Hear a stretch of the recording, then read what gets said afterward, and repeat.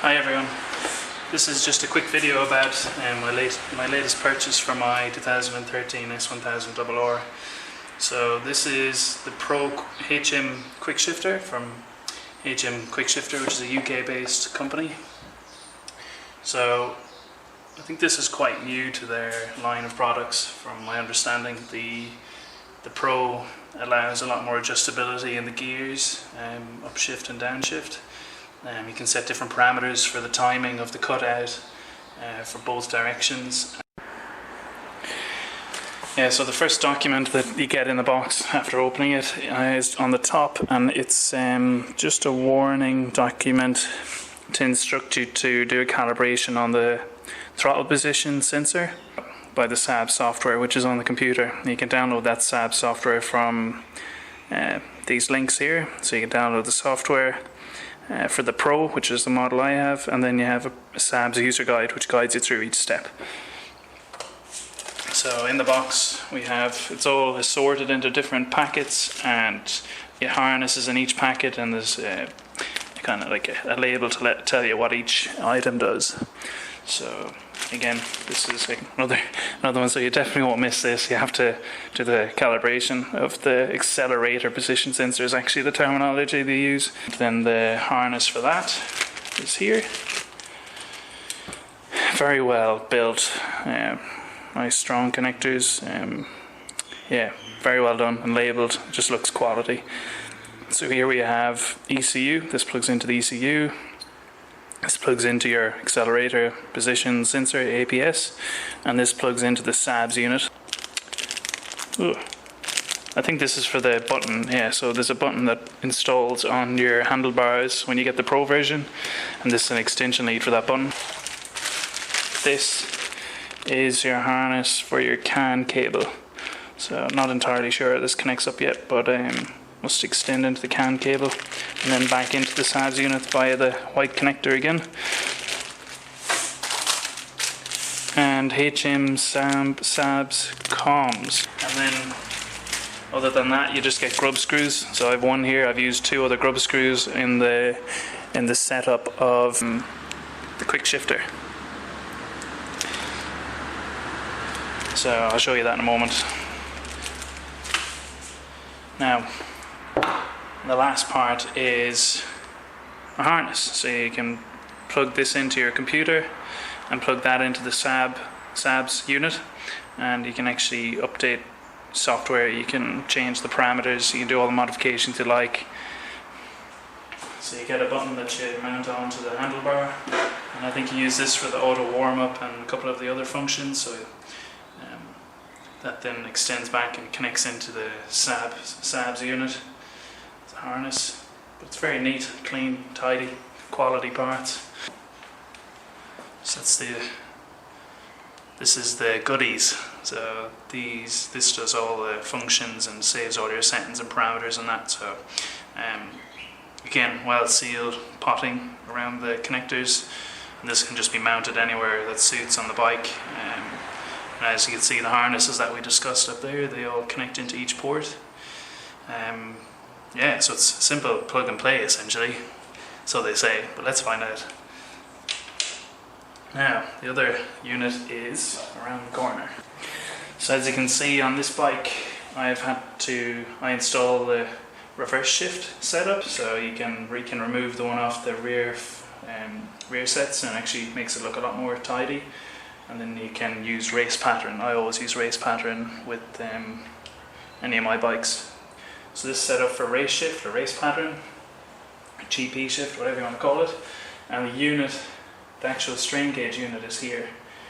So apparently you always fit that closest to the gearbox. I think it's just so you don't cause any strain on the wires. So you can see I've just fed through this wire in here for the moment into that unit. But you can compare the size of the old shift sensor. It's rather large and clunky, and this is a switch type, whereas this is strain. And as you can see on this one, when you push it down, it reaches a limit and it won't go any further, but on this one it did. It actually can extend that rod out further, and actually caused issues with hitting off this side stand. but this gives a true feeling into the transmission as well. Rather than having a spring or extra movement after the shift is complete, you can, you have a direct feel of what's happening in the transmission. So it's up and down, there's no stretchiness either side. It's how it should feel, and it's a lot better feedback for the rider. Another thing to mention on this shifter is you can actually buy the harnesses to suit any bike. So if I sold this tomorrow and I wanted to put it on a different bike, you can actually rip this off, keep the sensor and the unit, which is the biggest cost of the entire kit, and you can contact HM and get a harness and a shifter rod, different shifter rod lengths depending on what bike you have it on, and it taps into whatever they offer their harnesses for. So it's quite a good investment if you want to continue moving it on to other bikes, and it gives a lot of the, with this setup, when the software release comes out, it gives a lot of the option extra, or the options that the Gen 3 S1000RR has, and I'm a big fan of the Gen 2, so it's nice to have best of both worlds. After a bit more stripping time, brought this unit up here, and this is just roughly plugged into each connector just to see how it all fits together, and I've to carry out my calibration, or the APS, the accelerator position sensor. So brought the unit back up here, we grabbed that harness with the APS and the ECU on it, and I plugged it in line here with the accelerator position sensor. Now this is critical, and the book doesn't really explain it too much, but you have to make sure that you connect to the accelerator position sensor and not the throttle position sensor. So the connectors are exactly the same, and you don't want to make this stuff up. The throttle position, which is the one you don't want to connect to, the plug is down here. Don't stuff that up. Make sure you're connected to the plug out on this end. It's a grey plug with a black top connector, and you just connect in line. So this one goes back to the ECU, and that one goes into the sensor. It's very easy once you know where it is. This goes back to the button, as we've seen on the handlebar. Those couple of harnesses that we've seen earlier on, they're just extensions, so in case you wanted to locate this further away. So that's an extension harness back into here. So that's that.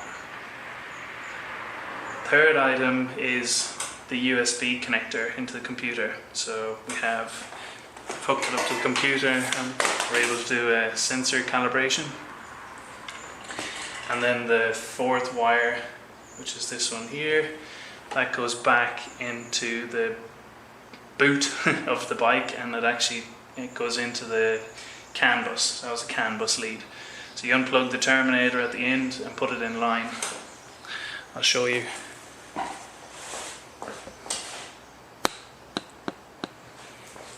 So you just go back into the boot, you'll find the connector you want to unplug.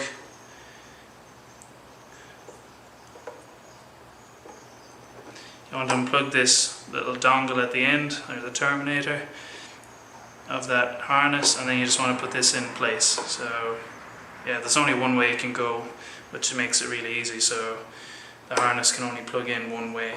So you leave, that's that. And that's the entire harness plugged in. So just a couple of tips during the install that I learned was, number one, when you fit these rose joints, you want to be able to have free movement. You don't want them to bind up or lock. So you want to have a nice play there, as you can see. Another thing is you want to make sure that these threaded rods go right to the bottom of the hole, and then you back them off a couple of turns. So you don't want them forced to the bottom of the hole, but you want to wind them in, hit the bottom, and then come back a couple of turns. Same for each side. So that's how my one looks. The next item would be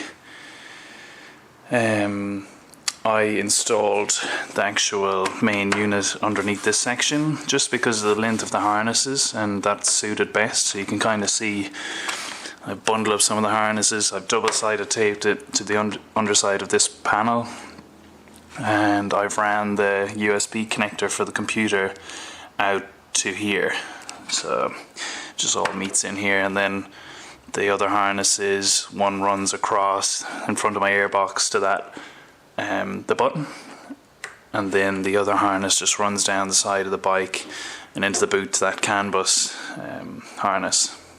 And we're currently in stage 4 restrictions here with the coronavirus, so I can't take the bike for a run at the moment and show you the Quickshifter, but I will do a follow-up video and post it, so bear with me on this.